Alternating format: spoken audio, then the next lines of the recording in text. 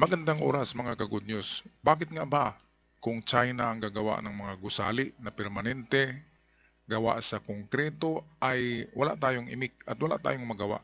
Pero kapag tayo ang magdadala ng construction materials doon sa ating barko na kinakalawang na sa Ayungin Shoal ay bawal. Bakit pinagbawalan tayo ng China na magtayo ng mga gusali sa sarili nating mga isla? Pero kapag sila ang magkiklaim ng isla at gagawa sila ng artificial island, ay wala tayong magawa. Yan ang nagpahiwatig yan na tayo talaga ay parang mga aso lang sa tingin nila. Wala silang respeto sa soberenya ng Pilipinas kung saan nagtatayo sila ng mga isla na alam nila na pasok na sa ating economic zone. So narito ang video, atin panoorin ang bagong istruktura, ang isla na parang syudad na daw. At bakit ngayon lang ito nabalita? Bakit hindi inireport ng media na meron na palang syudad na katabi ng ating Pag-asa Island? Narito ang video galing sa Frontline. Mistulang air and naval base na ngayon ng China ang artificial island nito sa Subi Reef na halos katapat lang ng Pag-asa Island. May malawak na runway, seaport at malalaking gusali na itinayo sa gitna ng dagat. Grabe. Mula sa Pag-asa Island, ang pinakamalaking okupadong isla ng Pilipinas sa West Philippine Sea, lumipad kami sakay ng eroplano ng BIFAR patungo sa Subi o Zamora Reef. Hindi pa man nakakalayo ang sinakyan naming eroplano. Dose-dose ng Chinese Maritime Militia vessels na ang unang bumungad sa amin. Grabe no, yung mga militia vessels na yan ay mga paramilitary yan ang sakay. May mga armas yan kasi mga milisya eh. Merong mga armas yan kaya sa pagdating ng kung magkagera man ay meron na kaagad silang advance.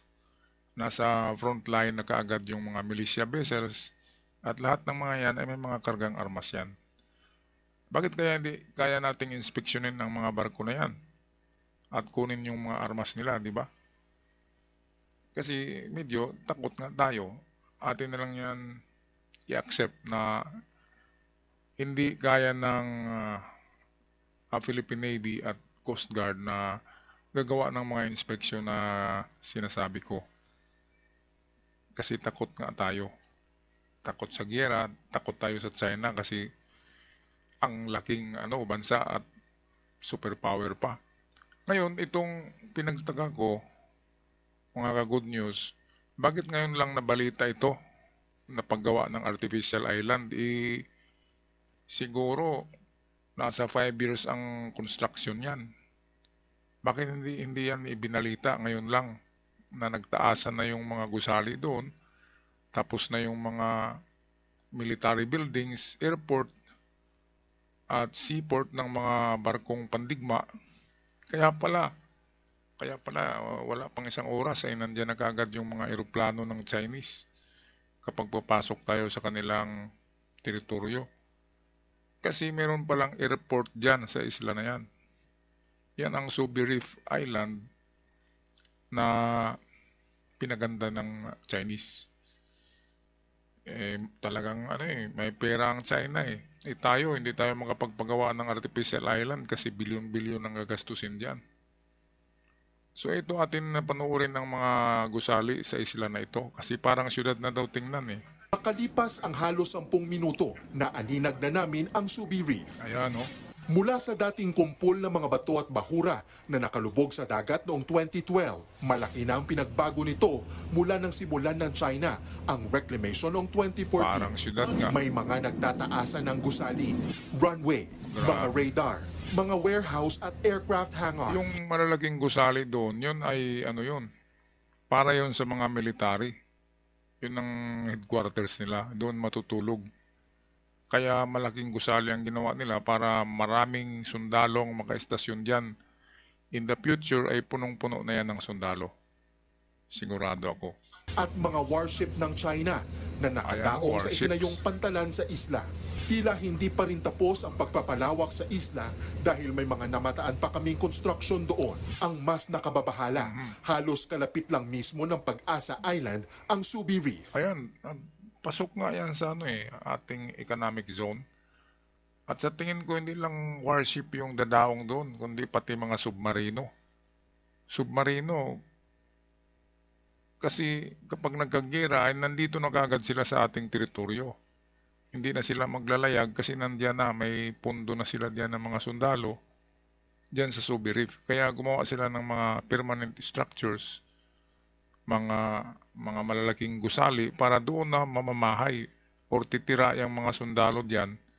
Sigurado ako this year ay meron ng itatalaga diyan ng mga sundalo na marami diyan sa isla na yan. Kaya magkatabi nga ng Pag-asa. Grabe talaga ang China, no? Tinabihan talaga yung isla natin ng Pag-asa Island. Kaya hindi nakapagtataka na sobrang bilis nila mag-deploy ng mga barko kapag naispatan ang Philippine Coast Guard at BIFAR.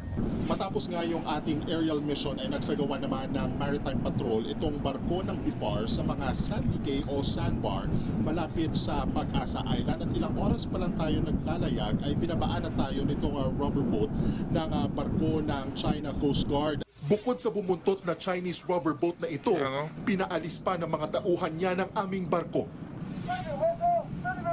Grabe itong mga inchik, no? Sa atin na to sa ating, pasok na sa ating teritoryo, nandyan pa rin sila. Kaya yung mga sandbar doon, sabi ng Chinese ay sa kanila yun, at bawal ang Pilipinas magtayo ng anumang gusali sa mga sandbar na yan. Kasi sila ang mag-claim niyan at tatabihan nila muli ang Pag-asa Island. Yang Pag-asa Island nga sabi nila ay bawal daw yung ginawang headquarters diyan ng Coast Guard. Kaya nako, talagang grabe ang inchik ng mga ito. Inaangkin lahat. Baka bukas palawan na yung aangkinin nila. Okay, atin patuloy ang video. Australian Coast Guard, you have entered the sea area under the jurisdiction of the People's Republic of China. Leave this sea area immediately. Sa kabila nito, muling iginiit ng PCG na sa atin ang mga sandbar. So as far as the Philippine government is concerned, we are still ensuring na mapapatulyahan natin ito. Wala pa namang katotohanan yung sinasabing the Chinese have already taken control of this sandy cay. Bukod naman sa nagkalat na militia vessels, namataan din ng BIFAR ang monster ship at survey ship ng China. Dapat kasi ang Pilipinas, habang maaga pa, ay unahan na nila sa pagtayo ng mga buildings, yung mga sandbar. Yung mga sandbar kasi mga mababaw na mga mga isla yan na walang bato. Kaya buhangin lang yung makikita. At yung mga sandbar na yan, pwedeng gawing mga artificial island yan kasi mababaw yan. Kaya kung walang gagawin ng ating gobyerno dyan na paggawa ng artificial island sa pagdevelop sa mga sandbar into an island, ay angkinin din yan ng China kasi ang China ay meron silang pera na pang-construct nitong mga artificial island. Kaya sa sunod na taon, pagising natin, ay meron na namang syudad dyan sa tabi ng Pag-asa. Isa na namang Chinese island. Kaya sana ang ating gobyerno ay may pera. Sana wag na magkurakot ang mga yung mga opisyal natin para mayroong pera ang ating kaban ng Pilipinas at makapagpagawa din tayo ng ganyang mga artificial island na pwedeng gawing military base. Okay, tapusin na natin ang video. Na umaaligid pa rin sa Escoda Shoal na pasok sa 200 nautical miles EEZ o Exclusive Economic Zone ng Pilipinas. Inaalam pa ng PCG kung ano ang pakay nila roon. The mere fact that this falls within our exclusive economic zone, walang karapatan ang People's Republic of China na mag-conduct ng marine scientific research dito sa Escoda Shoal. Tama. So, anong gawin nyo dyan? Kaya nyo bang hadlangan yan? Hindi ba kayo natatakot? Okay, so dapat anuhin nyo rin. Sitahin nyo yung mga pumapasok dyan na mga militia vessels at mga discovery vessels ng China. Para patas lang, di ba? Okay, so talagang kunting na lang kunting konfrontasyon na lang ito. Talagang meron ng puputok na armas. At kapag may puputok na armas, sunod-sunod na yan. At yan na yung mitsa Yun na yung umpisa ng ating kinakatakutan. Sana hindi mangyayari yan. Alright, so hanggang sa muli mga ka-good news, ako'y magpaalam na. God bless the Philippines.